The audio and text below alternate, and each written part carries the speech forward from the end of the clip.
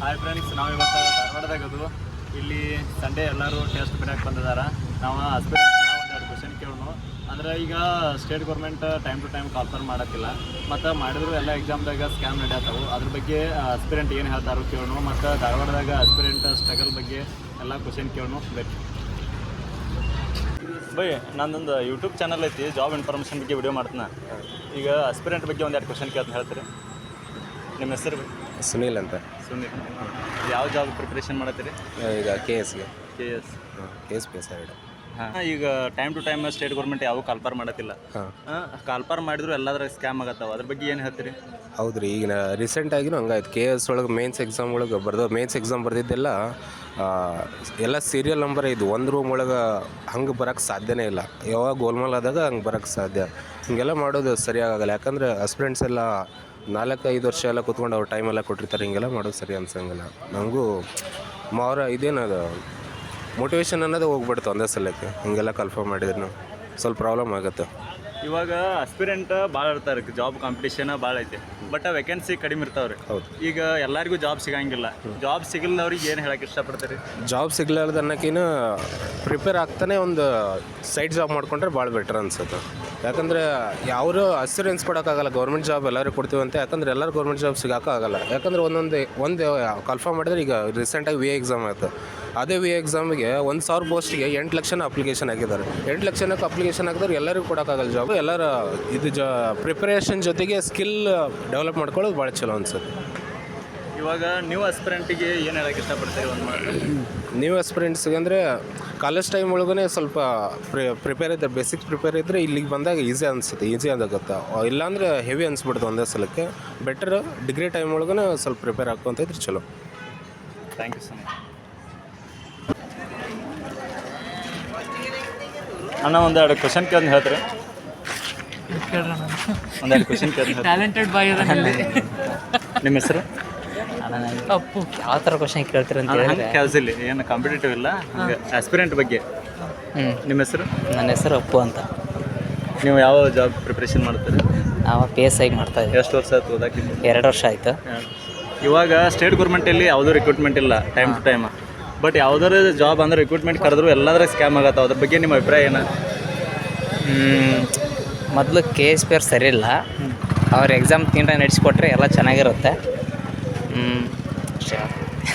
Process speed ಮಾಡ್ಬೇಕಣ್ಣ ಅಷ್ಟೇ. ಸ್ವಲ್ಪ ಏನಾದರೂ ಆಗಲಿ ನಡೆಸ್ದಂಗೆ ಕೀ ಆನ್ಸರ್ 1-2 ದಿನಕ್ಕೆ ಬಿಡ್ಬೇಕು. ಪ್ರೊಸೆಸ್ ಸ್ಪೀಡ್ ಆದರೆ ಸ್ಟೂಡೆಂಟಿಗೆ ಸ್ವಲ್ಪ ಹೆಲ್ಪ್ ಆಗುತ್ತೆ. ದಾಡೋಕೆ ಬಂದು ಆಲ್ಮೋಸ್ಟ್ ಅಲ್ಲಿ ಸ್ವಲ್ಪ ಬ್ಯಾಗ್ ಜಲ್ದಿ ಪ್ಯಾಕ್ ಮಾಡ್ಬೋದು. ಯಾವ ನೋಟಿಫಿಕೇಶನ್ ಮಾಡ್ತಿಲ್ಲ, ಏನಿಲ್ಲ. ಇದರಿಂದ ತುಂಬ ಪ್ರಾಬ್ಲಮ್ ಆಗ್ತಾಯಿದೆ. ಇವಾಗ ಧಾರವಾಡಲ್ಲಿ ಅಂದರೆ ಕ್ಯಾಂಡಿಡೇಟ್ಸ್ 2-3 ವರ್ಷ, 4 ವರ್ಷ ಓದ್ತಿರ್ತಾರೋ. ಧಾರವಾಡ ಅದು ಆಸ್ಪಿರೆಂಟ್ ಕಷ್ಟದ ಬಗ್ಗೆ ಏನು ಹೇಳ್ತೀರಿ? ಅಣ್ಣ, ಇಲ್ಲಿ ಮಂತ್ಲಿ ಏನಕ್ಕೆ ಮಾಮೂಲಿ ಖರ್ಚು ಅಂದ್ರೂ 5,000 ಮೇಲೇ ಬಂದೇ ಬರುತ್ತೆ.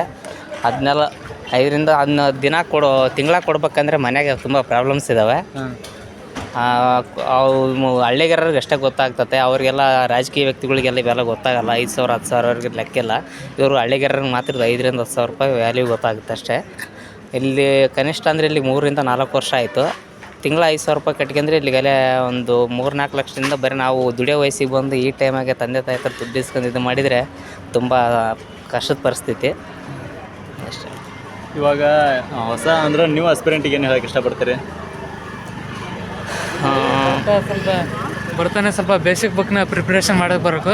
ಆಲ್ಮೋಸ್ಟ್ ಸ್ವಲ್ಪ ಡಿಗ್ರಿದ್ದನ್ನು ಸ್ಟಾರ್ಟ್ ಮಾಡಿದರೆ ಚಲೋ. ಇಲ್ಲಿ ಬಂದು ಕೋಚಿಂಗ್ ಸೆಂಟ್ರ್ ಚಾಲು ಮಾಡೋದಕ್ಕಿಂತ ಅಲ್ಲೇ ಸ್ವಲ್ಪ ಬೇಸಿಕ್ ಬುಕ್ ಮುಗಿಸ್ಕೊಂಬಂದು ಇಲ್ಲಿ ಚಾಲು ಮಾಡಿದರೆ ಸ್ವಲ್ಪ ಇನ್ನೂ ಪ್ರೊಸೆಸ್ ಈಸಿನ ಆಗುತ್ತೆ. ಸ್ವಲ್ಪ ಜಲ್ದಿ ಮನೆಗೆ ಹೋಗ್ಬೋದು ಅಂತ ಹೇಳ್ತೀನಿ. ಜಾಬ್ ತಂದು ಜಲ್ದಿ ಹೊರಗಡೆ ಹೋಗ್ಬೋದು ಅಂತ ಅನ್ಸುತ್ತೆ ಅಷ್ಟೇ. ಇವಾಗ ಒಬ್ಬರು ಯಾವ್ದಾರ ಒಂದು ಅಂದರೆ ಜಾಬ್ ಕರೀಲಿ, ವೇಕೆನ್ಸಿ ಭಾಳ ಕಡಿಮೆ ಇರ್ತಾವೆ, ಬಟ್ ಆಸ್ಪಿರೆಂಟ್ಸ್ ಭಾಳ ಅದಾರ. ಈಗ ಒಂದು 1000 ವೇಕೆನ್ಸಿ ಕರೆದಂದ್ರೆ 1000 ಮಂದಿ ಅಷ್ಟು ಸೆಲೆಕ್ಟ್ ಆಗ್ತೈತೆ. ಬಟ್ ಉಳ್ಕಾದ ಮಂದಿಗೆ ಏನು ಹೇಳಕ್ಕೆ ಇಷ್ಟಪಡ್ತೀರಿ ಜಾಬ್ ಆಗಲ್ದವ್ರಿಗೆ? ಉಳ್ಕಾದ ಮಂದಿ ಅಂದಮೇಲೆ ಕಾಂಪಿಟೇಟಿವ್ ಬಂದಮೇಲೆ ಅದೆಲ್ಲ ಕಾಮನ್ನು, ಏನು ಮಾಡೋಕ್ಕಾಗಲ್ಲ. ಆ ಥರ ಬೇರೆ ಡಿಸಿಷನ್ ಏನೋ ತಗೊಳಕ್ಕೆ ಹೋಗ್ಬೇಡ್ರಿ. ಬೇರೆ ಜೀವನ ಬೇಜಾನ್ ದಾರಿಗಳಿದ್ದಾವೆ. ಇವು ಇಲ್ಲಾಂದರೆ ಹೊಲದಲ್ಲಿ ರೈತರಾಗಿ ಬೇಕಾದ್ರೆ ದುಡಿದಷ್ಟು ಭಾಳ ಉದಾಹರಣೆಗಳಿದ್ದಾವೆ. ಬೇಜಾನ್ ಸಬ್ಸಿಡಿ ಕೊಡ್ತಾರೆ ಸರ್ಕಾರದಿಂದನೇ. ಅವನ್ನ ಉಪಯೋಗಿಸಿ ರೈತರಾಗಿ ಇರೋದು ಬೆಟರ್ ಅಂತ ಹೇಳ್ತೀನಿ. Thank you so much. Thank you. ಇವಾಗ state government time to time ಕಾಲ್ಫರ್ಮ್ ಆಗತ್ತಿಲ್ಲ, ಆದರೂ ಎಲ್ಲ ಜಾಬ್ದಾಗ ಸ್ಕ್ಯಾಮ್ ಮಾಡೋದೈತೆ. ಅದ್ರ ಬಗ್ಗೆ ನಿಮ್ಮ ಅಭಿಪ್ರಾಯ ಏನು? ಏನಿಲ್ಲ, ಹಿಂಗೆ ಮಾಡಾಕತ್ತಂದ್ರೆ ಹುಡುಗರ ಜೀವನ ಹಾಳು ಮಾಡ್ತಾರೆ. ಅದನ್ನೆಲ್ಲ ಬಿಟ್ಟು ಅಂದ್ರೆ ಮೊದಲ ಶೆಡ್ಯೂಲ್ ರೆಡಿ ಮಾಡ್ಬೇಕು. ಇವಾಗ ಕಾಲ್ಪಾರ್ ಮಾತಂದ್ರೆ ಇವಾಗ ಇಷ್ಟು ದಿನ ಆದ ನಂತರ ಎಕ್ಸಾಮ್ ನಡೆಸ್ನತ್ತೆ ಹೇಳಬೇಕು. ಹಂಗಾತಂದ್ರೆ ಹುಡುಗರು ಎಷ್ಟೋ ಎಕನಾಮಿಕಲಿ ಪ್ರಾಬ್ಲಮ್ ಇರುತ್ತೆ ಹುಡುಗರಿಗೆ. ಅವರೆಲ್ಲ ಬಂದು ಇಷ್ಟು ದಿನದಾಗ ಮುಗೀತಂದ್ರೆ ಎಲ್ಲೋ ಪಾರ್ಟ್ ಟೈಮ್ ಕೆಲಸ ಮಾಡಿ ಆದ್ರೂ ರೊಕ್ಕ ಮಾಡ್ಕೊಂಡು ಓದಕ್ಕೆ ಭಾರಿ ಅನುಕೂಲ ಆಕೈತಿ. ಹಂಗೆ ನಡೆಸಿದ್ರೆ ಬೆಸ್ಟ್ ಅನುಕೂಲ ಆಕೈತಿ ಹುಡುಗರಿಗೆ. ಇಲ್ಲಿ ಧಾರವಾಡದಲ್ಲಿ ಓದುವಂಥ ಆಸ್ಪಿರೆಂಟ್ ಸ್ಟ್ರಗಲ್ ಬಗ್ಗೆ ಏನು ಹೇಳಕ್ಕೆ ಇಷ್ಟಪಡ್ತೀರಿ? ಏನದು ಒಂದು ಎರಡು ಹೇಳಕತ್ರ ಒಂದು 100 ರೂಪಾಯಿ ಇವು ಹಾಕವ. ಆದರೆ ಮೇಜರ್ ಭಾಳ ಪ್ರಾಬ್ಲಮ್ ಐತೆ. ಅವನ್ನೆಲ್ಲ ಅಡ್ಜಸ್ಟ್ ಮಾಡ್ಕೊಂಡು ಹುಡುಗರು ಇಲ್ಲಿ ಇರ್ತಾರೆ ಅಂದ್ರೆ ಅವ್ರನ್ನ ಮೆಚ್ಚಬೇಕು. ಮತ್ತು ಮಾನಸಿಕ ಸ್ಥಿತಿನೂ ಭಾಳ ಗಟ್ಟಿದ್ದವ್ರು ಅಷ್ಟೇ ಇಲ್ಲಿ ಧಾರವಾಡದಾಗ ಇರಬೇಕು.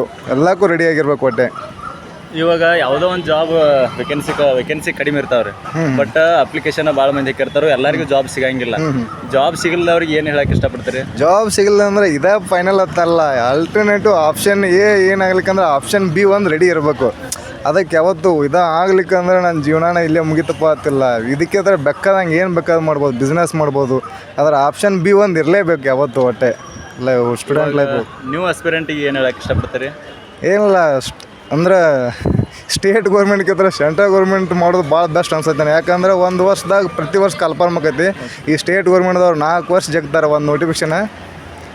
ಹೆಚ್ಚು ಫೋಕಸ್ ಸೆಂಟ್ರಲ್ ಗೌರ್ಮೆಂಟ್ ಮಾಡಿರಿ. ಆವಾಗ ಸ್ಟೇಟ್ ಗೌರ್ಮೆಂಟ್ ಕನ್ಫರ್ಮ್ ಮಾತಂದ್ರೆ ಇವಾಗ ಈ ಕಡೆ ಟ್ರೈ ಮಾಡಿದ್ರೆ ಬೆಸ್ಟ್ ಅನಿಸ್ತೈತಿ.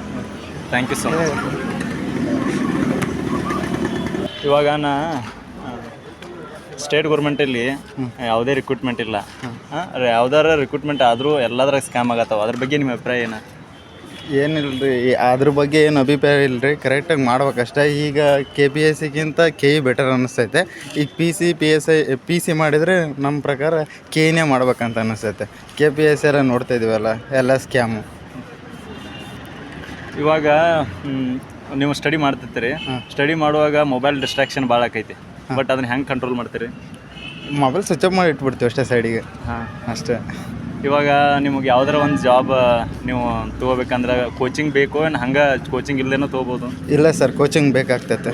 ಯಾಕಂದರೆ ಏನು ಓದಬೇಕು ಏನು ಓದಬಾರ್ದು ಅಂತ ಗೊತ್ತಾಗುತ್ತೆ ಕೋಚಿಂಗ್ ಬಂದರೆ.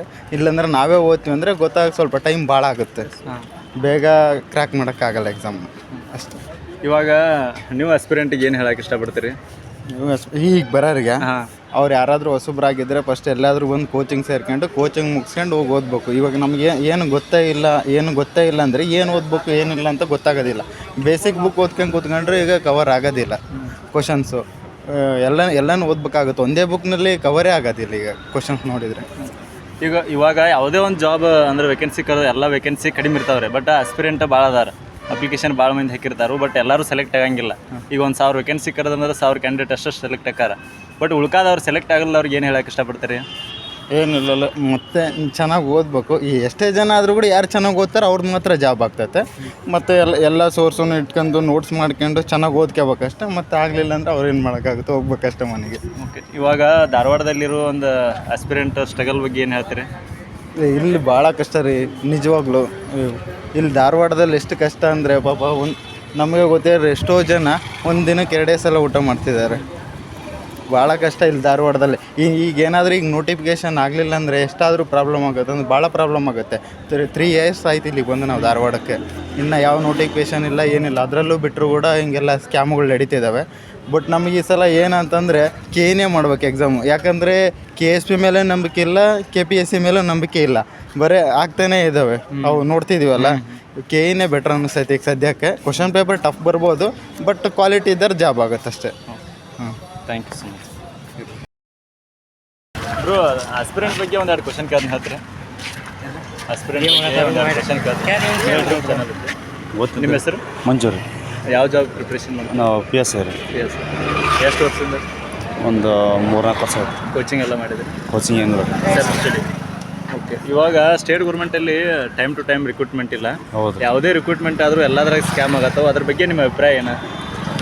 ಅದ್ರ ಬಗ್ಗೆ ಅಭಿಪ್ರಾಯ ಅಂದ್ರೇನು ರೀ? ಮತ್ತು ಅವ್ರು ತಗೋಬೇಕು, ಎಲ್ಲ ವಿದ್ಯಾರ್ಥಿಗಳ ಬಗ್ಗೆ ಅವ್ರ ಯಥೇಚ್ಛ ತಗೋಬೇಕು ರೀ. ಮೊದಲು ಬಿಟ್ಟು ಕಾಸ ಹೊಲ ಮನಿ ಮಾಡಿರೋ ಚಲೋ ಇತ್ತು ಮೊದಲ. ಈಗ ಇಲ್ಲಿ ತನಕ ಬಂದಿವಿಲ್ಲ, ಏನೋ ಒಂದು ಫೇಸ್ ಮಾಡ್ಬೇಕು ಅನ್ನೋದು ಒಂದು ಉದ್ದೇಶ ಬಿಟ್ಟರೆ ಮತ್ತು ಇಲ್ಲಿ ಇರೋ ಇಂಟೆನ್ಷನ್ ಇಲ್ವೇ ಇಲ್ಲ, ಎಲ್ಲ ಕಳೆದು ಇನ್ನೊಂದೇನೋ ಗೊತ್ತೇನ್ರಿ, ಈಗ ಎಲ್ಲರೂ ಪ್ರತಿಯೊಬ್ಬರು ಬಡತನದಿಂದ ಬಂದಿರ್ತಾರೆ. ಆ ಬಡವ್ರ ಮಕ್ಕಳು ಓದ್ತಾರೆ ಅಂಬೋದನ್ನ ಅವ್ರಿಗೆ ಗೊತ್ತಿರಲ್ಲ, ಸ್ವಲ್ಪ ಅವ್ರು ಗೊತ್ತಿರಲ್ಲ ಅವ್ರಿಗೆ. ಬರೀ ಈ ಥರ ಸ್ಕ್ಯಾಮ್ ದುಡ್ಡಿದ್ದವ್ರು ಏನೋ ಮಾಡಿ ಸ್ಕ್ಯಾಮ್ನ ಇದು ದುಡ್ಡು ಕೊಟ್ಟು ಏನೋ ಒಂದು ಜಾಬ್ ಮಾಡಿ ಹೋಗ್ತಾರೆ. ಬಡವ್ರ ಮಕ್ಕಳು ಇಲ್ಲೇ ಸಾಲ ಮಾಡಿಕೊಂಡು ಅಲ್ಲ ಇದು ಮಾಡಿಕೊಂಡು ಒಂದು 10 ಊಟ ಮಾಡೋಕ್ಕಾದ್ರೆ ಒಂದು 10 ಈ 3 ಊಟ ಮಾಡೋದು ಒಂದು 10 ಊಟ ಮಾಡ್ತಿರ್ತಾರೆ ಇಲ್ಲೆಲ್ಲ ಪ್ರೆಸೆಂಟ್. ಅವ್ರಿಗೆ ಅರ್ಥ ಆಗ್ಬೇಕು, ಅವ್ರಿಗೆ ಗೌರ್ಮೆಂಟ್ನವ್ರಿಗೆ ಅರ್ಥ ಆಗ್ಬೇಕು ಮೊದಲು ಅಂಥದ್ದು ಅರ್ಥ ಮಾಡ್ಕೊಳ್ಳೋರು. ಜಾಬ್ ಅಂದ್ರೆ ಪ್ರಿಪ್ರೇಷನ್ಗೆ ಆಲ್ಮೋಸ್ಟ್ ಎಲ್ಲ ಬಡವ್ರ ಮಕ್ಕಳು ಬಂದಿರ್ತಾರೆ. ಹೌದು 90% ಅವ್ರ ಸ್ಟ್ರಗಲ್ ಬಗ್ಗೆ ಏನು ಹೇಳಕ್ಕೆ ಇಷ್ಟಪಡ್ತೀರಿ ಇಲ್ಲಿ ಧಾರವಾಡದಾಗ? ಯಾವ್ದು ರೀ ಹುಡುಗರ ಬಗ್ಗೆ? ಹುಡುಗರ ಬಗ್ಗೆ ಅಲ್ರಿ, ಈಗ ಗೌರ್ಮೆಂಟಿಗೆ ಯಾರು ಈಗ ನಾವು ಸ್ಟೂಡೆಂಟ್ ಅಷ್ಟು ಪ್ರೊಟೆಸ್ಟ್ ಮಾಡಿದ್ರು ಅವ್ರಿಗೆ ಏನು ರೀ, ತಮ್ಮ ಪಾಡಿ ತಾವು ಒಟ್ಟು ವಿದ್ಯಾರ್ಥಿಗಳ ಬಗ್ಗೆ ಸ್ವಲ್ಪ ಯೋಚನೆ ಮಾಡಿದಿಲ್ಲ. ಒಟ್ಟು ಬರೀ ಹೇಳೋದಷ್ಟೇ. ಬರೀ ಅದು ಎಲ್ಲೋ ಒಂದು ಫಂಕ್ಷನಲ್ಲಿ ತೊಡೆ ಬಡಿಯೋದು ಅದು ಮಾಡಿದ್ವಿ. ಸಿದ್ದರಾಮಯ್ಯ ಆಯಿತು, ಡಿ ಕೆ ಶಿವಕುಮಾರ್ ಆಯಿತು, ಏನೋ ಒಂದು ಸಮಾವೇಶದಲ್ಲಿ ಅದು ಮಾಡ್ತಾ ಆ ತಾಕತ್ತು ಈ ತಾಕತ್ತು ಅಂತ ಇದು ಮಾಡ್ತಾರೆ.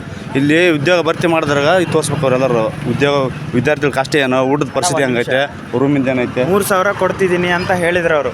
ಅದಕ್ಕೇ ಅವ್ರಿಗೆ 3,000 ಕೊಡ್ತಿದ್ದೀನಿ ಅಂದ್ರಲ್ಲ, ಕೆಲವೊಬ್ಬರು ಏನೋ ಕೂಲಿನಲ್ಲಿ ಮಾಡಿ ಅಮೌಂಟು ಹೊಂದಿಸಿ ಕಾಸ ಹುಡುಗರಿಗೆ ಉನ್ನತ ಶಿಕ್ಷಣ ಅಂತ ಕೊಡಿಸ್ತಾರೆ. ಅಂಥವ್ರು ಏನು ಮಾಡಬೇಕು? ಹೌದಾ? ಅಂಥವ್ರು ಸಹಿತ ಏನೋ ಒಂದು ಮಾಡಿಕೊಂಡು ಏನೋ ಒಂದು ಈಗ PC PSI ಈ ಥರ ಯಾವುದೇ ಆಗಲಿಲ್ಲ ಅಂದ್ರೂ ಜಾಸ್ತಿ ನೋಟಿಫಿಕೇಷನ್ ಸಿಗ್ತಾವೆ ನಮಗೆ. ಉನ್ನತ ಶಿಕ್ಷಣ ಮಾಡಿದ್ರಂತ ಏನೋ ಒಂದು ಕಷ್ಟಪಟ್ಟು ಉನ್ನತ ಶಿಕ್ಷಣ ಮಾಡ್ಕೊಂಡಿರ್ತಾರೆ. ಎಲ್ಲ ಹುದ್ದೆಗಳಿಗೂ ನಾವು ಅರ್ಹರು ಇರ್ತೀವಿ ಅಂತ. ಅವ್ರೂ ಇಲ್ಲಿ ಓದಕತ್ತಿರ್ತಾರೆ. ಒಂದೊಂದು ಹೊತ್ತಿನ ಊಟಕ್ಕೂ ಭಾಳ ಕಷ್ಟ ಐತಿ. ಎಲ್ಲೋ ದೇವಸ್ಥಾನಗಳು, ಆ ಮದುವೆ ಊಟಗಳು ಎಲ್ಲೆಲ್ಲೋ ಹೋಗಿ ಎಷ್ಟು ಕಷ್ಟಪಡ್ತಿದ್ದಾರೆ ಅಂದ್ರೆ ಅದು ಇಲ್ಲಿ ಎಲ್ಲ ಧಾರವಾಡದಲ್ಲಿ ಎಲ್ಲ ಪ್ರತಿಯೊಂದು ಗ್ರೂಪ್ ಮಾಡ್ಕೊಂಡಿರ್ತಾರೆ, ಬಿಸಿ ಊಟದ ಬಳಗ ಅಂತಂದೇಳಿ.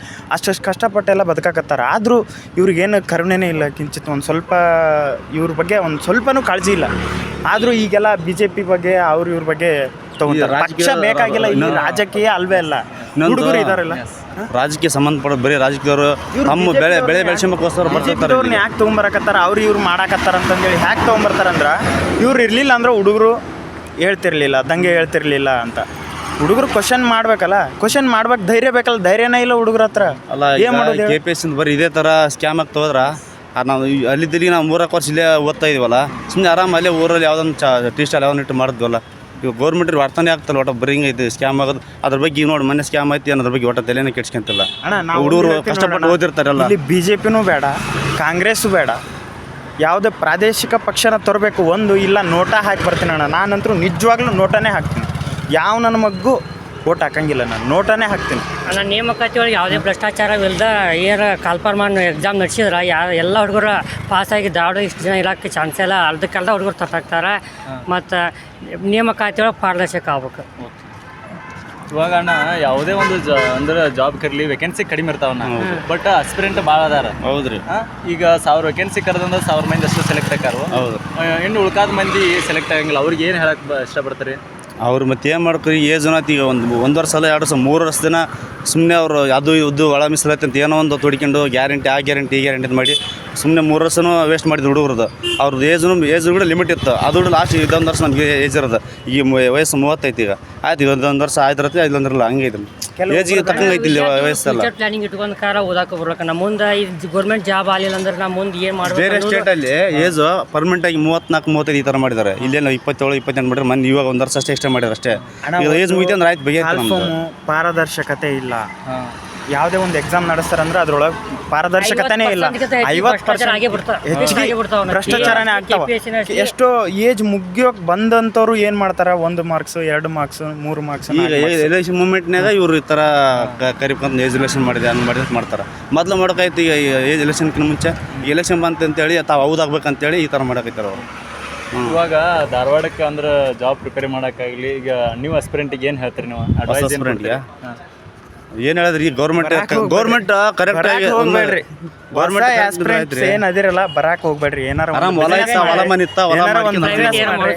ಇಲ್ಲ ಅಂದ್ರ ನಿಮ್ಮ ಮನ್ಯಾಗ ಏನ್ ಇರ್ತೈತಿ ಅದನ್ನ ನೋಡ್ಕೊಂಡು ಹೋಗಿ ಆರಾಮ್ ರೀ. ಬಿಸಿಲು ಆರಾಮ್ ಹೊಲ್ದಾಗ ಕೆಲಸ ಮಾಡ್ಕೊಂಡು ಊಟ ಮಾಡೋದು ಅಲ್ಲೇ ಬೆಸ್ಟ್ ಹೇಳೋದಷ್ಟೇ. ಈಗಿಂತ 10,000 ದುಡಿದ್ರು ಅವ್ರ ಖರ್ಚರ ದಾಟ್ತೈತಿ. ಈಗ ನಮ್ಮ ಖರ್ಚು 5,000 to 6,000 7,000 ಖರ್ಚು ಆಗ್ತೈತಿ. ಇಲ್ಲಿ ಖರ್ಚು ಕೊಟ್ಟು ಇರ್ತೀವಲ್ಲ, ಅದಕ್ಕೊಂದು ಇದನ್ನ ಇಲ್ಲ. ಎಷ್ಟು ವರ್ಷ ಕಲ್ಪಾರ್ ಮಾತ್ರ ಹುಡುಗರು ಹೊಸ ಹುಡುಗರು ಬರಾಕ ಇದು ನಡೀತದ. ನಾವು 5 ವರ್ಷಕ್ಕೊಮ್ಮೆ 4 ವರ್ಷಕ್ಕೆ ಕಲ್ಪಾರ್ ಮಾತ್ರ ಓದ್ತಾರ ಅವ್ರು. ಯಾವಾಗಂತ ಓದ್ತಾರ. ಅದು ಹೌದು, ಇಷ್ಟು ವರ್ಷ ಅಂತ ಪಕ್ಕ ಹೇಳ್ಬಿಡ್ಲಿ. ಅವಾಗ ಒಂದು ವರ್ಷ ಅಥವಾ 6 ತಿಂಗಳು ಮುಂಚೆನೆ ಬಂದು ಕಟ್ಟುನಿಟ್ಟಾಗಿ ಇಷ್ಟು ವರ್ಷ ತನಕ ಇಷ್ಟು ಹಿಂಗೆ ಒಟ್ಟು ವರ್ಷದಲ್ಲಿ 1 ವರ್ಷ 2 ವರ್ಷದ ಕಾಲ್ಫಾರ್ಮ್ ಮಾಡಲೇಬೇಕು ಹುಡುಗರು ಹಂಗಾದ್ರೆ ಮಾತ್ರ ಇಲ್ಲಿ ಕೋಚಿಂಗ್ ತೊಗೊಳಕ್ಕೆ ಬರಲಿ. ವರ್ಷದಲ್ಲಿ 2 ಸಲ ಮಾತ್ರ ನೋಟಿಫಿಕೇಶನ್ ಆಗಬೇಕು. ಅದು ಬಿಟ್ಟು ಅವ್ರ ಮೈಂಡ್ ಯಾವ ಚಂದ ಗೊತ್ತಲ್ಲ, ರಾಜಕೀಯ ಮೈಂಡ್ ಯಾವ ಚಂದ ಗೊತ್ತಾಗಲ್ಲ. 1 ವರ್ಷ 2 ವರ್ಷ ಮತ್ತೆ ಹಂಗೆ ಮುಂದೆ ಕೈಕೊಂಡು ಹೋದ್ರೆ ಪಾಪ ಹುಡುಗರು ಏನು ಮಾಡಬೇಕು, ಓದಕ್ಕೆ ಬಂದಿರ್ತಾರೆ, ಅವ್ರ ಮನೆಯವ್ರು ಇದ್ರೆ ರೊಕ್ಕ ಕೊಟ್ಟು ಓದಿಸಿರ್ತಾವೆ, ಏನೋ ಜಾಬ್ ಇವತ್ತು ಈ ವರ್ಷದಲ್ಲಿ ಮುಂದೆ ವರ್ಷ ಬರ್ತಾರೆ ಅಂತ ಇದು ಮಾಡ್ತಾರೆ. ವರ್ಷಕ್ಕೆ 2 ಸರಿ ವರ್ಷಕ್ಕೆ 2 ಸಲ ಮಾಡ್ಬೇಕದನ್ನ. ಹಂಗಾದ್ರೆ ಮಾತ್ರ ಹುಡುಗರು ಬಂದು ಕೋಚಿಂಗ್ ತಗೊಳ್ಳಿ, ಬೇಡಂಬಲ್ಲ ಎಲ್ಲ ಓದಲಿ ಚೆನ್ನಾಗಿ. ಅದು ಬಿಟ್ಟು ಇವರು 3 ವರ್ಷ 4 ವರ್ಷ ಕಮ್ಮಿ ಕರೆದ್ರಪ್ಪ ಅಂದ್ರೆ ಆಯ್ತು, ಏನು ಮಾಡಕ್ಕೆ ಬರಲ್ಲ ಅವರು. ನೋಡ್ರಿ ನೆಕ್ಸ್ಟ್ ಟೈಮ್ ಅವರು ಒಂದು ಯಾವ ವ್ಯಕ್ತಿನ ಆಯ್ಕೆ ಮಾಡ್ಕೋಬೇಕಾದ್ರೆ ಒಳ್ಳೆ ವ್ಯಕ್ತಿ ನೋಡಿ ಆಯ್ಕೆ ಮಾಡಿರ್ತಾರೆ. ಪ್ರತಿಯೊಬ್ಬ ಯುವಕರಲ್ಲಿ ಪ್ರಜೆಗಳಲ್ಲಿ ಹೇಳ್ಬೇಕಂದ್ರೆ ಒಬ್ಬ ಒಳ್ಳೆ ವ್ಯಕ್ತಿ ನೋಡಿ ಆಯ್ಕೆ ಮಾಡಿ ವೋಟಿಂಗ್ ಹಾಕ್ರಿ ಅಂತ ಹೇಳ್ತೀನಿ. ಸುಮ್ಮನೆ ಯಾರನ್ನೂ ದುಡ್ಡು ಹಂಚಿ ಇದು ಮಾಡಿ ಸರ ಹಂಚಿದೆ ಅದು ಹಂಚಿದೆ ಅಂತೇಳಿ ಅದಕ್ಕೆ ಓಟ್ ಹಾಕಕ್ಕೆ ಹೋಗ್ಬಿಡ್ರಿ ಅಂತ ಹೇಳ್ತೀನಿ. ಜನಸಾಮಾನ್ಯರ 200 ಸಂಬಂಧ ಓಟ್ ಹಾಕಿದ್ವಿ ಅಂದ್ರೆ ಇವತ್ತು ಎಷ್ಟೆಷ್ಟು ಸಾವಿರಗಳು ಹೋಗ್ತಾವೆ ನಮಗೆ ಗೊತ್ತಿಲ್ಲ. ನಮ್ಮ ಜೀವನನ ಹೋಗಾಕತ್ತೈತಿಲ್ಲಿ, ಯಾರು ಕೇಳೋರೇ ಇಲ್ಲ. 500,000 ಓಟ್ ನೋಡ್ಕೊಂಡು ಕುಂತ್ಕೊಂಡ್ರೆ ನಮ್ದು ಇವತ್ತು ಜೀವನನ ಹಾಳಾಗಿ ಹೋಗಕತ್ತೈತಿ. ಕೋಟ್ಯಾನುಗಟ್ಲೆ ಭಾಳ ಜೀವನ ನಮ್ದು, ಏನೂ ಹೇಳೋಕ್ಕಾಗಲ್ಲಣ್ಣ. ರಾಜ್ಯ ಸರ್ಕಾರ ಅನ್ನೋದು ಹಂಗೈತಿ. ರಾಜ್ಯ ಸರ್ಕಾರದೊಳಗೆ BJPನೂ ಸರಿ ಐತೆ ಅಂತ ಹೇಳಕತ್ತಿಲ್ಲ, ಅದು ಅವರೇ ಸುಮ್ಮ ಯಾವ್ದಾರ ಪ್ರಾದೇಶಿಕ ಪಕ್ಷ ತರಬೇಕು ಒಂದು, ಇಲ್ಲ ಅಂದ್ರೆ ವಿದ್ಯಾರ್ಥಿಗಳ ಒಂದು ಸಂಘಟನೆ ಮಾಡ್ಕೊಂಡು ಅವ್ರದ್ದೇ ಒಂದು ಪಕ್ಷ ಸೃಷ್ಟಿ ಮಾಡ್ಕೊಂಡು ಕೊನೆಯದಾಗಿ ಹೇಳ್ತೀವಿ ಏನಂದ್ರೆ ನಮ್ಮ ಕರ್ನಾಟಕದಲ್ಲಿ ಬಡತನ ಮುಕ್ತವಾಗಬೇಕು. ಅವಾಗ ಮಾತ್ರ ಹುಡುಗರು ಓದಕ್ಕೆ ಸಾಧ್ಯ. ಬಡತನ ಮುಕ್ತ ಆಗ್ಬೇಕಂತಂದ್ರೆ ಮತ್ತೆ ಎಲ್ಲರಿಗೂ ನೌಕರಿ ಸಿಕ್ಕರಲ್ಲ ಬಡತನ ಉದ್ಯೋಗ ಸೃಷ್ಟಿ ಆದ್ರೆ ಬಡತನ ನಿರ್ಮೂಲನೆ ಆಕತಿ. ಮತ್ತೆ ಎಲ್ಲ ಉದ್ಯೋಗ ಸೃಷ್ಟಿ ಅದಾವ, ಬಿಡ್ತಾನೆ ಇಲ್ಲ, ಆಗ್ತಿಲ್ಲಲ್ಲ. ಕೆಲವೊಬ್ರದ್ದು ಕನಸು ಇರ್ತಾವೆ, ಕೆಲವೊಬ್ರ ಮನೆ ಪರಿಸ್ಥಿತಿಗಳು ಇರ್ತಾವೆ, ಕೆಲವೊಬ್ರದ್ದು ಏಜ್ ಮುಗಿಯುವಂಥ ಸಂದರ್ಭ ಇರ್ತೈತಿ. ಹೀಗೆಲ್ಲ ಆದಾಗ ಜೀವನದ ಮೇಲೆ ಭರವಸೆನೇ ಕಳ್ಕೊಂಡ್ಬಿಡ್ತಾರೆ. ಏನೇನೋ ಮಾಡ್ಕೊಳಕ್ಕೆ ಓದ್ಬೇಕ್ರಿ. ಓದಿ ಎಲ್ಲ ಸಾಕೈತಿ. ಇಲ್ಲಿಗೆ ನಾನು 4-5 ವರ್ಷ ಐತ್ರಿ ಬಂದಿಲ್ಲಿ, ಎಲ್ಲ ಬಂದು ಓದಿ ಸಾಕೈತಿ. ಇವ್ರ ಅವಾಗ ಅವ್ರು ಪರಮೇಶ್ವರ್ ಅಂತ ಗೃಹಮಂತ್ರಿ ಇದಾರ, ಇನ್ನೂ 2 ದಿನದಲ್ಲಿ ಇನ್ನೂ 1 ವಾರದಲ್ಲಿ ಅವ್ರು ಹೇಳಿ ಬರೀ ಅದೊಂದು ಶೀಘ್ರ ಬಾಯ್ಪಟ್ಟೆ ಬಿಡುತ್ತೆ ಅವ್ರಿಗೆ. ಶೀಘ್ರ ಅವ್ರ ಆಡಳಿತನೇ ಸರಿ ಇಲ್ಲ, ಅವ್ರ ಆಡಳಿತನೇ ಸರಿ ಇಲ್ಲ. ಅವ್ರಿಗೆ ಏನು ಹೇಳ್ಬೇಕು ಅಂಬೋದೇ ಗೊತ್ತಿಲ್ಲ. ಒಂದು ಏನು ಗೊತ್ತಿಲ್ಲ ರೀ, ಒಟ್ಟು ಗೊತ್ತಿಲ್ವೇಶ್ವರ ಅಂತ ಹುಡುಗರು ನಮ್ಮ ಧಾರವಾಡದಲ್ಲಿ ಎಲ್ಲ ಹುಡುಗರು ಅದೇ ಪೆಟ್ಟನೆ ಬಿಟ್ಟಿದ್ದಾರೆ, ಗೊತ್ತಿಲ್ಲೇಶ್ವರ ಪರಮೇಶ್ವರ ಅವರು. ಏನು ಗೊತ್ತಿಲ್ಲ ಅಂತಾರೆ, ಏನು ಮಾಡ್ಬೇಕು ಅವ್ರಿಗೆ? ಹುಡುಗರು ಇಲ್ಲಿ ಕೋಚಿಂಗ್ ಯಾರು ಬರ್ತಾರೆ ಇಲ್ಲಿ ಹಂಗಿದ್ರೆ? ಮತ್ತೆ ಇನ್ನೊಂದು ಬರೀ ಸ್ಕ್ಯಾಮ್ ಆಗುತ್ತೆ. KPS ಅಂತ ಅದಲ್ಲ, KS ಆಯ್ತು, ಮೊನ್ನೆ PDO ಅದು V ಆಯ್ತು, ಪ್ರತಿಯೊಂದು ಆಗುತ್ತೆ. ಭ್ರಷ್ಟ ಇದು ಆಡಳಿತ ನಡೆಸೋದು ಹತ್ರ ಸ್ವಲ್ಪ ನಿಧಾನ ಅಲ್ರಿ, ಹೆಂಗಿರ್ಬೇಕು ಹೆಂಗಿಲ್ಲ. ಎಷ್ಟೋ ಜನ 10 ವರ್ಷ ಗಟ್ಟಲೆ ಕೊಟ್ಟು ಓದಾತಾರ, ಇನ್ನು ಮದುವೆ ಇಲ್ಲ ಮಕ್ಕಳೆಲ್ಲ ಏನಿಲ್ಲ. ನಮ್ಮ ಈ ಜಾಲಿ 30 ಏಜ್ ಇದಾವ, ಜಾಬ್ ಇದ್ರೆ ಹೆಣ್ಣು ಕೊಡ್ತಾರೆ. ಅದರಲ್ಲಿ ಬೇರೆ ಇದು ಜಾಬ್ ಇದ್ರೆ ಹೆಣ್ಣು ಕೊಡ್ತಾರಂತ, ಇಲ್ಲಾಂದ್ರೆ ಇಲ್ಲ. ಏನು ಮಾಡಬೇಕು ನಾವು? ನೋಡಿ ಹೊಲ ಫ್ರೆಂಡ್ಸ್ ಬರೋರು ಅದಿರಿ, ಒಟ್ಟೆ ಬರಕ್ಕೆ ಹೋಗ್ಬಿಡ್ರಿ. ದಯವಿಟ್ಟು ಕೇಳ್ಕೊತೀವಿ, ಏನೋ ಒಂದು ನಿಮ್ಮ ಕೈಲಾದಷ್ಟು ಸಣ್ಣ ಬಿಸ್ನೆಸ್ಗಳು ಮಾಡಿರಿ ಅಷ್ಟೇ. ಅದನ್ನೇ ಇಂಪ್ರೂವ್ ಮಾಡ್ಕೊತ ಹೋಗ್ರಿ. ನೀವು ಅದನ್ನೇ ಇಲ್ಲಿ 5 ವರ್ಷ ನೀವು ಏನು ಇನ್ವೆಸ್ಟ್ ಮಾಡ್ತಿರಲ್ಲ, ಆ ಇನ್ವೆಸ್ಟ್ ಅಲ್ಲಿ ಮಾಡಿದ್ರಿ ಅಂದ್ರೆ ನಿಮ್ದು ಬಿಸ್ನೆಸ್ ಏನಿರುತ್ತಲ್ಲ ಡಬಲ್ ಆಗಿರ್ತೈತಿ. ತಂದೆ ತಾಯಿಗಳು ಒಂದು ನಂಬಿಕೆ ಬಂದಿರ್ತೈತಿ, ನನ್ನ ಮಗ ಏನೋ ಒಂದು ಮಾಡಾಕತ್ತಾನ, ಅವನೇನೋ ಒಂದು ದುಡ್ಕೊಂಡು ತಿಂತಾನ ಅನ್ನೋ ಒಂದು ನಂಬಿಕೆ ಬಂದಿರ್ತೈತಿ. ಇಲ್ಲಿ 5 ವರ್ಷ ಇದ್ರೂ ಸಹಿತ ನಿಂದ ಆಗುತ್ತೋ ಇಲ್ಲ ಅನ್ನೋದು ಗ್ಯಾರಂಟಿ ಇರೋಂಗಿಲ್ಲ.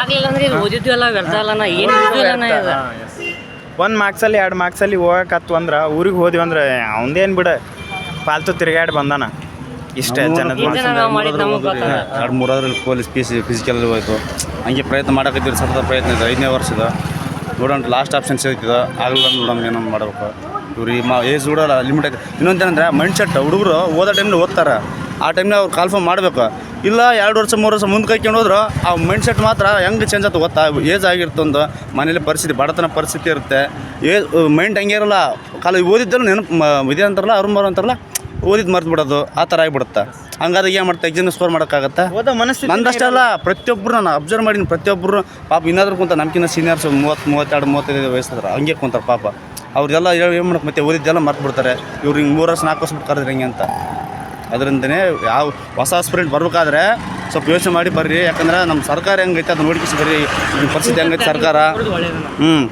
ಇಲ್ಲಪ್ಪ, ಹೊಲ ಇತ್ತ, ಒಂದು 5 ಎಕರೆ ಹೊಲ ಇತ್ತ, ಅಲ್ಲಿ ಆರಾಮ್ ಅಪ್ಪ ಅಮ್ಮ ಜೊತೆ ಹೊಲ ಮನೆ ಮಾಡ್ಕೊಂಡು ಅಲ್ಲಿ ಇರೋದು ಬೆಸ್ಟ್ ಅನ್ಸುತ್ತೆ ನನಗೆ ಮನ್ಸಿನ ಮಟ್ಟಿಗೆ. ಇಲ್ಲಿ ಬರೋದು ಮಾತ್ರ ವೇಸ್ಟ್ ನೋಡಪ್ಪ, ಓದಕ್ಕೆ ಬರೋಕ್ಕೆ ಹೋಗ್ಬೇಡ್ರಿ. ಸರ್ಕಾರ ಸರಿಯಿಲ್ಲ, ಯಾವಾಗ ಊಟ ಹೊಡಿತೆ ಗೊತ್ತಾಗಲ್ಲ, ಅದನ್ನು ಇಂಪಾರ್ಟೆಂಟ್. ಅದು ಮೇನ್ ಸುಮ್ಮನೆ ಬಂದು ತಂದೆ ತಾಯಿಗೆ ಬೇಸರ ಆಗೋದು ಅದಕ್ಕೈತೆ, ಅಲ್ಲಿ ಊರಾಗ ಕೆಲಸ ಮಾಡ್ಕೊಂಡಿರ್ಬೋದಲ್ಲ, ಆರಾಮ ತಮ್ಮದೇ ಆದ ಊಟ ಮಾಡ್ಕೊಂಡು ಆರಾಮ ಇರ್ಬೋದು. ಇಲ್ಲಿ ಬಂದು ಉಪವಾಸ ಬಿದ್ದು ರೂಮ್ ರೆಂಟು ಆ ರೆಂಟು, ಆ ಮನೆಯವ್ರಿದ್ರೆ ಓದ್ತಾನ ಜಾಬ್ ಅಂತಾನ, ಇನ್ನೊಂದು ವರ್ಷ 2 ವರ್ಷ ಅಂತ ಅವ್ರು ಅಂತಾರೆ. 2 ವರ್ಷ ಅಲ್ರಿ, ಇಲ್ಲಿ ಬಂದು 5 ವರ್ಷ ಆಯ್ತು, ಇನ್ನೂ ಒಂದು ಜಾಬ್ ಇಲ್ಲ, ಒಂದು ಕಾಲ್ ಫಾರ್ಮ್ ಇಲ್ಲ ಅಂದ್ರೆ ಹೆಂಗೆ ನಿಮ್ಮದು? ಅದಕ್ಕೆ ಹೇಳ್ತೇನೆ, ಸ್ವಲ್ಪ ಹೊಸ ಸ್ಪ್ರೆಂಟ್ಗೆ ಬರ್ಬೇಕಾದ್ರೆ ಸ್ವಲ್ಪ ಯೋಚನೆ ಮಾಡಿರಿ. ಸ್ಟೇಟ್ ಗೌರ್ಮೆಂಟ್ನ ಸೆಂಟ್ರಲ್ ಗೌರ್ಮೆಂಟ್ ಟ್ರೈ ಮಾಡೋದು ಭಾಳ ಚಲೋ ಅಣ್ಣ. ನಿಮ್ಮ ಹೆಸರು? ನಮ್ಮ ಹೆಸರು ನರೇಶ್ ಅಂತ ಬ್ರೋ. ಹೇಳಿ. ಯಾವ ಜಾಬ್ ಪ್ರಿಪ್ರೇಷನ್ ಮಾಡ್ತೀರಾ? P C brother. ಹಾಂ. ಎಷ್ಟು ವರ್ಷ ಪ್ರಿಪ್ರೇಷನ್ ಮಾಡೋಕ್ಕೆ? ಒಂದು 2 ವರ್ಷ ಆಯ್ತು ಹೆಚ್ಚು ಕಡಿಮೆ. 2 ವರ್ಷದಿಂದ ಧಾರವಾಡದಾಗ ಇದ್ದೀರಿ? ಇಲ್ಲ, ಸ್ವಲ್ಪ ಬೇರೆ ಕಡೆ ಹೋಗಿ ಮತ್ತೆ ಇಲ್ಲಿ ಬಂದಿದ್ದೆ. ಈಗ ಎಲ್ಲ ಮಾಡಿದೆ? ಕೋಚಿಂಗ್ ಏನಿಲ್ಲ, ಸೆಲ್ಫ್ ಸ್ಟಡಿ ಹಂಗೆ. ಇವಾಗ ಸ್ಟೇಟ್ ಗೌರ್ಮೆಂಟಲ್ಲಿ ಟೈಮ್ ಟು ಟೈಮ್ ರಿಕ್ರೂಟ್ಮೆಂಟ್ ಇಲ್ಲ. ಹೌದು. ರಿಕ್ರೂಟ್ಮೆಂಟ್ ಆದರೂ ಎಲ್ಲ ಯಾವುದೋ ವೇಕೆನ್ಸಿ ಸಿಕ್ಕಿರಲಿ ಎಲ್ಲದ್ರಾಗ ಸ್ಕ್ಯಾಮ್ ಆಗತ್ತೋ, ಅದ್ರ ಬಗ್ಗೆ ನಿಮ್ಮ ಅಭಿಪ್ರಾಯ ಏನು? ಈಗ ಏನಾಗ್ಬಿಟ್ಟಿದೆ ಅಂತಂದರೆ, ಈ 90ಸಲ್ಲಿ ಹುಟ್ಟಿರ್ತಕ್ಕಂಥವ್ರು ನಾವೇನು ಮಾಡ್ತಿದ್ದೀವಿ ಅಂದರೆ, ಈಗ ತುಂಬ ವರ್ಷಗಳಿಂದ ಪ್ರಯತ್ನ ಪಡ್ತಾ ಇದ್ದೀವಿ. ಆದರೆ ಪ್ರಯತ್ನಕ್ಕೆ ಪ್ರತಿಫಲ ಸಿಗ್ತಾ ಇಲ್ಲ. ಕಾರಣ ಏನಂತಂದರೆ, ಸರ್ಕಾರದ ಈ ನೀತಿ ನಿಯಮಗಳೇನಿದಾವಲ್ಲ, ಈ ಗ್ಯಾರಂಟಿ ಯೋಜನೆಗಳಾಗಿರ್ಬೋದು, ಈ ಥರ ಬಂದು ನಮ್ಮನ್ನೆಲ್ಲ ಈ ಥರ ತುಂಬ ಹಿಂದುಳಿದ ವರ್ಗದವರನ್ನಾಗಿ ಮಾಡಿಬಿಡೋದು ನಮ್ಮನ್ನ. ಹೆಂಗಪ್ಪ ಅಂತಂದರೆ, ಈಗ ಸುಮಾರು ಇವಾಗ ನಾವಂತಲ್ಲ, ಇಲ್ಲಿ ಧಾರವಾಡದಲ್ಲಿ ನೀವು ನೋಡ್ಬೋದು, ಸುಮಾರು ವಿದ್ಯಾರ್ಥಿಗಳೇನಿದಾರಲ್ಲ 4-5 ವರ್ಷಗಳಿಂದ ಇಲ್ಲೇ ಸ್ಟಡಿ ಪರ್ಪಸ್ ಆಗಿದ್ದು, ಎಲ್ಲ ಹೋಟೆಲಲ್ಲಿ ಕೆಲಸ ಮಾಡಿ ಅಲ್ಲಿ ಇಲ್ಲಿ ಪಾರ್ಟ್ ಟೈಮ್ ಮಾಡ್ಕೊಂಬಿಟ್ಟು ಹಂಗೆ ಜೀವನ ನಡೆಸ್ಕೊಂಡು ಏನೋ ಕಾಂಪಿಟೇಟಿವ್ ಸ್ಟಡಿ ಮಾಡ್ತಿರ್ತಾರೆ. ಅವರಿಗೆ ತುಂಬ ಕಷ್ಟ ಆಗ್ತಿರುತ್ತೆ. ನಮಗೂ ಸಹ 2 ವರ್ಷದಿಂದ ತುಂಬ ಕಷ್ಟ ಗುಣ ಆಗ್ತಾಯಿದೆ. ಯಾವಾಗ ರಿಕ್ರೂಟ್ಮೆಂಟ್ ಆಗುತ್ತೋ ಅಂತೇಳಿ ನಾವು ವೇಟ್ ಮಾಡ್ತಾಯಿದ್ದೀವಿ. ಈಗೇನೋ ಪ್ರೊಸೆಸ್ ನಡೀತಾ ಇದೆ, ಅದು ಮತ್ತಿನ್ನು ಯಾವಾಗ ಆಗುತ್ತೋ ಗೊತ್ತಿಲ್ಲ. ಹೀಗೆ ನಡೀತಾ ಇದೆ ನಮ್ಮ ಜೀವನ. ಇವಾಗ ಅಂದರೆ ಆಸ್ಪಿರೆಂಟ್ ಭಾಳ ಅದಾರ ರೀ, ಬಟ್ ವೇಕೆನ್ಸಿ ಯಾವುದೋ ಜಾಬ್ ವೇಕೆನ್ಸಿ ಕರೆದ್ರು ಕಡಿಮೆ ಕರೀತಾರೆ. ಈಗ 1000 ವೇಕೆನ್ಸಿ ಕರೆದ್ರಂದ್ರೆ 1000 ಮಂದಿ ಅಷ್ಟು ಸೆಲೆಕ್ಟ್ ಆಕೈತೆ. ಬಟ್ ಸೆಲೆಕ್ಟ್ ಆಗಲ್ದವ್ರಿಗೆ ಏನು ಹೇಳೋಕೆ ಇಷ್ಟಪಡ್ತೀರಿ? ಏನಿಲ್ಲ, ಬದುಕಕ್ಕೆ 100 ದಾರಿ ಇರ್ತಾವೆ ಬ್ರದರ್. ಈಗ ಎಲ್ಲನೂ ಇವಾಗ ನಮ್ಮ ತಂದೆ ತಾಯಿಗಳಾಗಿರ್ಬೋದು, ಓದಿಲ್ಲ, ಬಟ್ ಆದರೆ ಜೀವನ ಎಕ್ಸಾಮಲ್ಲಿ ಸೋತಿರ್ಬೋದು, ಬಟ್ ಆದರೆ ಜೀವನದಲ್ಲಿ ಸೋತಿಲ್ಲ ಅವರು. ಹಾಗಾಗಿ ಎಕ್ಸಾಮಂದೇ ಕೊನೆ ಅಂತ ನಾವು ಯಾವತ್ತೂ ಭಾವಿಸ್ಬಾರ್ದು. ಯಾಕಂತಂದರೆ ಇಲ್ಲೇ ಧಾರವಾಡದಲ್ಲಿ ನೋಡ್ಬೋದು, ಸುಮಾರು ನಾನು ನೋಡಿರೋ ಪ್ರಕಾರ ಒಂದು 2-3 ಇಲ್ಲೇ ಆತ್ಮಹತ್ಯೆ ಮಾಡ್ಕೊಂಡು ಸತ್ತರು. ಆ ಥರ ಧೃತಿಗೆಡದೆ, ತಂದೆ ತಾಯಿಗೆ ದುಃಖ ಕೊಡದೆ ನಾವು ಬದುಕಿ ಜೀವನ ಸಾಗಿಸ್ಬೇಕು. ಯಾಕಂತಂದರೆ ಇದೇ ಫೈನಲ್ ಅಲ್ಲ, ನಾವು ಇದನ್ನೇ ನಂಬಿಲ್ಲ. ಸಿಕ್ಕರೆ ಸಿಗಲಿ, ಇಲ್ಲಿದ್ರಿಲ್ಲ. ನಮ್ಮ ಪ್ರಯತ್ನ ನಾವು ಪಡ್ತಾ ಇರಬೇಕು. ಪ್ರಯತ್ನ ಕರೆಕ್ಟಾಗಿದ್ದರೆ ಪ್ರತಿಫಲ ಸಿಗುತ್ತೆ, ಪ್ರಾಮಾಣಿಕವಾಗಿದ್ದರೆ. ಇಲ್ಲಾಂದರೆ ಏನು ಮಾಡೋಕ್ಕಾಗಲ್ಲ, ಯಾವುದಾದ್ರು ಜೀವನ ನೋಡ್ಕೊಂಡು ಹೋಗೋದಷ್ಟೇ. ಇವಾಗ ನೀವು ಆಸ್ಪಿರೆಂಟಿಗೆ ಏನು ಹೇಳೋಕೆ ಇಷ್ಟಪಡ್ತೀರಿ? ಹೊಸದಾಗಿ ಬರ್ತಿರ್ತಾರೆ ಅವರಿಗೆ. ಬನ್ನಿ, ಪ್ರಯತ್ನ ಪಡಿ, ಎಷ್ಟು ಸಾಧ್ಯ ಆಗುತ್ತೆ ಅಷ್ಟು ಪ್ರಾಮಾಣಿಕ ಪ್ರಯತ್ನ ಪಡಿ. ಆದರೆ ಆಗಲಿ, ಇಲ್ಲ ಅಂತಂದರೆ 1000 ದಾರಿ ಇದಾವೆ ಅಂತ ಹೇಳೋಕ್ಕೆ ಇಷ್ಟಪಡ್ತೀನಿ. Thank you sir. Thank you. Bro, ನಿಮ್ಮ ಹೆಸರು? ನಮ್ಮ ಹೆಸರು ರಾಜ ಅಂತ ಬ್ರೋ. ರಾಜ್. ನೀವು ಯಾವ ಜಾಬಿಗೆ ಪ್ರಿಪ್ರೇಷನ್ ಮಾಡ್ತಿದ್ದೀರಾ? ನಾವು KS ಜಾಬಿಗೆ ಪ್ರಿಪ್ರೇಷನ್ ಮಾಡ್ತೀವಿ. ಎಷ್ಟು ವರ್ಷ ಆಯಿತು? ನಾವು ಈ ಸರಿಯಾಗ 1 ವರ್ಷ ಮೇಲ್ಪಟ್ಟಾಯ್ತು ಬ್ರೋ. ಇವಾಗ ಸ್ಟೇಟ್ ಗೌರ್ಮೆಂಟಲ್ಲಿ ಯಾವ ಜಾಬ್ ಕರೆಯುವಲ್ರು, ಕರೆದ್ರೂ ಎಲ್ಲದ್ರಾಗ ಸ್ಕ್ಯಾಮ್ ಆಗೋದೈತೆ. ಅದ್ರ ಬಗ್ಗೆ ನಿಮ್ಮ ಅಭಿಪ್ರಾಯ ಏನು? ಅದಕ್ಕಿಂತ ಸುಮ್ಮನೆ ಸೆಂಟ್ರಲ್ ಗೌರ್ಮೆಂಟ್ ಪ್ರಿಪೇರ್ ಆಗೋದು ಬೆಸ್ಟ್ ಅನ್ಸುತ್ತೆ ಬ್ರೋ. ಅದಕ್ಕೆ KS ಸುಮ್ಮನೆ ಆಲ್ಮೋಸ್ಟ್ ಎಕ್ಸಾಮ್ ಬರೆದ್ರು, ಅದರಲ್ಲಿ ಆಮೇಲೆ ಸ್ಕ್ಯಾಮ್ ಆಗ್ತದೆ, ಅವು ಮತ್ತು ಪಾಸ್ ಆಗ್ತೀವಿ ಇಲ್ಲ, ಅದೊಂದು ಡೌಟ್ ಆಗ್ತದೆ. ಅದ್ರ ಬದಲು ಸುಮ್ಮನೆ ಸೆಂಟ್ರಲ್ ಬರೆದ್ರೆ ಒಂದು ಲೆಕ್ಕ ಬೆಸ್ಟ್ ಅನಿಸುತ್ತೆ. ಅದೊಂದು 3 ಮಂತ್ಸಿಗೋಸ್ಕರ ಬಿಡ್ತಾನೆ ಇರ್ತಾರೆ ಜಾಬು, ಅವನು ಬರೋದು ಒಂದು ಲೆಕ್ಕ ಬೆಸ್ಟ್ ಅನಿಸುತ್ತೆ ಬ್ರೋ ನನಗೆ. ಇವಾಗ ಯಾವುದೇ ಜಾಬ್ ಕರೆದ್ರು ವೇಕೆನ್ಸಿ ಕಡಿಮೆ ಇರ್ತಾವೆ, ಅಪ್ಲಿಕೇಶನ್ ಹಾಕೋರು ಭಾಳ ಮಂದಿ ಇರ್ತಾರೆ. ಅಂದ್ರೆ ಆಸ್ಪಿರೆಂಟ್ ಭಾಳ ಅದಾರ, ಬಟ್ ಎಲ್ಲರಿಗೂ ಜಾಬ್ ಸಿಗಂಗಿಲ್ಲ. ಎಲ್ಲರೂ ಟ್ರೈ ಮಾಡ್ತಿರ್ತಾರೆ, ಎಲ್ಲರಿಗೂ ಜಾಬ್ ಸಿಗಂಗಿಲ್ಲ. ಜಾಬ್ ಸಿಗಲ್ದವ್ರಿಗೆ ಏನು ಹೇಳೋಕೆ ಇಷ್ಟಪಡ್ತೀರಿ? ಅಲ್ಲ ಬ್ರೋ, ಈಗ ಅವ್ರು ಹೆಂಗೆ ಎಫರ್ಟ್ ಆಗ್ತಾರೆ ಅದ್ರ ಮೇಲೆ ಡಿಪೆಂಡ್ ಬ್ರೋ. ಈಗ ನಾನು ಜಾಸ್ತಿ ಎಷ್ಟು ಓದಿರ್ತೀನೋ ಅದ್ರ ಮೇಲೆ ಡಿಪೆಂಡ್ ಬ್ರೋ. ಅವ್ರ ನಾಲೆಡ್ಜ್ ಅವ್ರಿಗೆ ಇರುತ್ತೆ ಬ್ರೋ. ಈಗ ನನ್ನ ನಾಲೆಡ್ಜು ನನಗಿರುತ್ತೆ, ಅವ್ರ ನಾಲೆಡ್ಜ್ ಅವ್ರಿಗೆ ಇರುತ್ತೆ. ಆಲ್ಮೋಸ್ಟ್ ಎಕ್ಸಾಮ್ ಪ್ರಿಪ್ರೇಷನ್ ಹೆಂಗೆ ಓದಬೇಕಂತ ಟೆಕ್ನಿಕ್ ಮೇಲೆ ಓದೋದು ಬೆಸ್ಟ್ ಅನ್ಸುತ್ತೆ. ಈಗ 1000 ವೇಕೆನ್ಸಿ ಕರೆದ್ರೆ 1000 ಮಂದಿಗೆ ಅಷ್ಟೇ ಸಿಗುತ್ತೆ ಬ್ರೋ. ಬಟ್ ಉಳ್ಕಾದವ್ರು ಅವ್ರಿಗೆ ಏನು ಹೇಳೋಕೆ ಇಷ್ಟಪಡ್ತೀರಿ? ಅಂದರೆ ಅವ್ರನ್ನ ಎಣ್ಸಬಿಟ್ಟು ಬ್ರೋ, ಅವರು ಪ್ರಯತ್ನ ಪಡ್ಬೇಕು ಬ್ರೋ. 1 ವರ್ಷ 2 ವರ್ಷ ಕಷ್ಟಪಟ್ಟು ಓದಬೇಕು. ಆದರೆ ಸಹ ಆಗಲಿಲ್ಲಪ್ಪ ಅಂದರೆ ಅದನ್ನು ಬಿಟ್ಟು ಬೇರೆ ಕಡೆ ಪಾರ್ಟ್ ಟೈಮ್ ಜಾಬ್ ಮಾಡೋದು ಬೆಸ್ಟ್ ಅನ್ಸುತ್ತೆ ಅವರು. ಇವಾಗ ಇಲ್ಲಿ ಧಾರವಾಡದಲ್ಲಿ ಎಲ್ಲ ಸ್ಪರ್ಧಾರ್ಥಿಗಳು 2 ರಿಂದ 3 ವರ್ಷ ಹಿಂಗೆ ಓದ್ತಿರ್ತಾರೆ. ಅವ್ರ ಸ್ಟ್ರಗಲ್ ಬಗ್ಗೆ ಏನು ಹೇಳೋಕೆ ಇಷ್ಟಪಡ್ತೀರಿ? ಅವರು ಸ್ಟ್ರಗಲ್ ಅಂದರೆ ಓದ್ತಿದ್ದಾರೆ ಬ್ರೋ, ಎಲ್ಲರೂ ಎಫರ್ಟ್ ಆಗ್ತಿದ್ದಾರೆ. ಆಲ್ಮೋಸ್ಟ್ ಎಲ್ಲ ಬಡತನ ಬಂದಿರ್ತಾರೆ, ಇಲ್ಲಿ ಓದ್ತಾರೆ. ಅಂದರೆ ಕರೆಕ್ಟ್ ಇಲ್ಲಿ ಸ್ಟೇಟ್ ಗೌರ್ಮೆಂಟ್ ಅಂದರೆ ಬ್ರೋ ಕರೆಕ್ಟಾಗಿ ವೇಕೆನ್ಸಿ ಬಿಡ್ತಿಲ್ಲ. 3 ವರ್ಷಗಳೇ ವೇಕೆನ್ಸಿನೇ ಬಿಟ್ಟಿಲ್ಲ. ಈಗ ಆಲ್ಮೋಸ್ಟ್ ಬಂದು PG ಅಂತೆ, ಅದು ಬಾಡಿಗೆ ದುಡ್ಡು ಅಂತ ಎಲ್ಲ ನೋಡಿದ್ರೆ ಬ್ರೋ, ಸುಮ್ಮನೆ ಅದು ಸುಮ್ಮನೆ ಸೆಂಟ್ರಲ್ ಗೌರ್ಮೆಂಟಿಗೆ ಪ್ರಿಪೇರ್ ಆಗೋದು ಬೆಸ್ಟ್ ಅನ್ಸುತ್ತೆ ಬ್ರೋ. ಅದಾದ್ರೆ ಒಂದು ಇವತ್ತಿಲ್ಲ ನಾಳೆ ಚಾನ್ಸ್ ಸಿಗುತ್ತಾ ಒಂದು ಎಕ್ಸಾಮಲ್ಲಿ ಇನ್ನೊಂದು ಎಕ್ಸಾಮ್ ಅನಿಸುತ್ತೆ. ಈಗ ನೀವು ಆಸ್ಪಿರೆಂಟಿಗೆ ಏನು ಹೇಳೋಕೆ ಇಷ್ಟಪಡ್ತೀರಿ? ನಾನು ಹೇಳೋದು ಬ್ರೋ, ಈಗ ಬಂದಿರಂದರೆ ಕರೆಕ್ಟ್ ಆಲ್ಮೋಸ್ಟ್ ಕೂತ್ಕೊಂಡು ಓದ್ಬೇಕು ಅನ್ಸುತ್ತೆ ಬ್ರೋ. ಆಲ್ಮೋಸ್ಟ್ ಈಗ ಅವ್ರು ಈಗ ಎಷ್ಟು ಜನ ಅದ ಅಂತಂದೇಳಿ ಕಾಂಪಿಟೇಷನ್ ಅಂತೇಳಿ ಬ್ರೋ, ಈಗ ನಮ್ಮ ನಾಲೆಡ್ಜ್ ನಮಗಿರುತ್ತೆ ಬ್ರೋ. ಅವ್ರ ಕಾಂಪಿಟೇಷನ್ ಅಂತೇಳಿ ಸುಮ್ಮನೆ ಹಿಂಸರ್ಗಂತ ನಾವು ಸ್ವಲ್ಪ ಕೂತ್ಕೊಂಡು ಓದಬೇಕು. ಅವ್ರಿಗಿಂತ ಎಷ್ಟು ಜನ ಅದಾರಂತ ನಮಗೆ ಮುಖ್ಯ ಅಲ್ಲ ಬ್ರೋ, ಯಾರು ಪಾಸ್ ಆಗ್ತಾರ ನಮಗೆ ಮುಖ್ಯ ಅಲ್ಲ ಬ್ರೋ. ಅದನ್ನು ಇವಾಗ ಸ್ಟಡಿ ಮಾಡುವಾಗ ಮೊಬೈಲ್ ಡಿಸ್ಟ್ರಾಕ್ಷನ್ ಭಾಳ ಇರ್ತೈತೆ ರೀ, ಅದ್ರ ಬಗ್ಗೆ ಏನು ಹೇಳಕ್ಕೆ ಇಷ್ಟಪಡ್ತಾರೆ? ಮೊಬೈಲ್ ಅಂದ್ರೆ ಬ್ರೋ, ಮೊಬೈಲ್ ಆಲ್ಮೋಸ್ಟ್ ಎಲ್ಲ ಮೊಬೈಲ್ ಯೂಸೇ ಮಾಡೋಕೆ ಹೋಗ್ಬಾರ್ದು ಹಂಗಂತಾರೆ ಬ್ರೋ. ಆಲ್ಮೋಸ್ಟ್ ಮೊಬೈಲಿಂದನೇ ಆಲ್ಮೋಸ್ಟ್ ಐತೆ ಬ್ರೋ. ಅರ್ಧ ಸ್ವಲ್ಪ ಲೈಟಾಗಿ ಸ್ವಲ್ಪ ಮೊಬೈಲ್ ಯೂಸ್ ಮಾಡ್ತಿರ್ಬೇಕು. ಆಲ್ಮೋಸ್ಟ್ ಎಲ್ಲ ಈಗ ಅಪ್ಡೇಟ್ ಅಂದರೆ ಮೊಬೈಲಲ್ಲಿ ಬರ್ತಿರೋದು ಬ್ರೋ. ಈಗ ಬುಕ್ ಅಂದರೆ ಆ ಬುಕ್ ತೊಗೊಳಕ್ಕಾಗಲ್ಲ, ಮೊಬೈಲ್ ಅಪ್ಡೇಟ್ ನೋಡ್ತಿರ್ಬೇಕು ಅವಾಗ. ಅದೇ ಅನ್ಸಂಬಿಟ್ಟು ಮೊಬೈಲ್ ಯೂಸ್ ಮಾಡ್ತಾರೆ ಬ್ರೋ ಸ್ಟಡಿಗೆ ಅಂದರೆ. ಈಗ ಬುಕ್ ಅಂದ್ರೆ ಕಾಸ್ಟ್ಲಿ ಅದಾವಣ್ಣ, ಈ ಬುಕ್ ಅಂದ್ರೆ ಕಾಸ್ಟ್ಲಿ, ಈ ಬುಕ್ ತೊಗೊಳಕ್ಕಾಗಲ್ಲ, ಈ ಮೊಬೈಲ್ನಾಗ ಯೂಸ್ ಮಾಡ್ಬೇಕು. ನೀವು ಮೇನ್ ಪಾಯಿಂಟ್ ನೋಡ್ಕೊಂಡು ಯೂಸ್ ಮಾಡ್ಕೊಂಡು ಸ್ಟಡಿ ಮಾಡ್ಬೇಕು. ಬಟ್ ಮೊಬೈಲ್ ಯೂಸ್ ಮಾಡ್ತಾ ಈಗ ಸೋಷಿಯಲ್ ಮೀಡಿಯಾ ರೀಲ್ಸು ಡಿಸ್ಟ್ರಾಕ್ಷನ್ ಭಾಳ ಇರ್ತೈತಿ, ಅದ್ರ ಬಗ್ಗೆ ಏನಾಗಲ್ಲ, ನಾವು ಫೋನ್ ಡಿಲೀಟ್ ಮಾಡ್ಬೇಕು. ಆಪ್ಷನ್ ಡಿಲೀಟ್ ಮಾಡಿ ನಮ್ಗೆ ಏನು ಓದೋಕೆ ಯೂಸ್ ಹಾಕೋ ಅಷ್ಟು ಇಟ್ಕೋಬೇಕು. ಚಾನಲ್ ರಿವ್ಯೂ ಮಾಡ್ತೀರಾ?